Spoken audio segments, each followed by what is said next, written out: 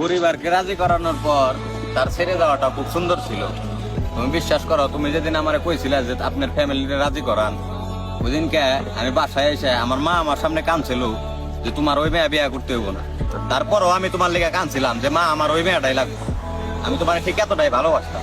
আমি আমার ফ্যামিলিরও এক সময় প্রেশার দিতে দিতে তারপর আমি রাজি করাইছিলাম যে মা আমি ওই মেয়ের বিয়ে করবো, ওই মেয়ের ভালোবাসি। কিন্তু তুমি ব্যাপারটা বুঝো নাই, তুমি জিনিসটা খুব সহজ ভাবে নিছো। মানে এই পরিস্থিতির শিকার যে ব্যক্তি না হয়েছে কোনোদিনই বুঝবো না যে নিজের বাবা মা যারা জন্ম দিচ্ছে হ্যাগো সামনে কান্নাকাটি করে একটা মেয়ের লেগে হ্যাগো কাছে যে কতটা কষ্টের, মানে যে পরিস্থিতির শিকার না হয়েছে কোনোদিনই বুঝবো না। এই পরিস্থিতির শিকারটা আমি করছিলাম। তারপরে হয়তো মানে তখন আমি ব্যাপারটা বুঝি নাই, তখন আমি তোমার খুব ভালোবাসতাম। কিন্তু আজকে কিন্তু আমি সঠিক লাইনে আছি। আজকে কিন্তু আমার ভিতরে শক্ত হয়ে গেছে, সয়ে গেছে।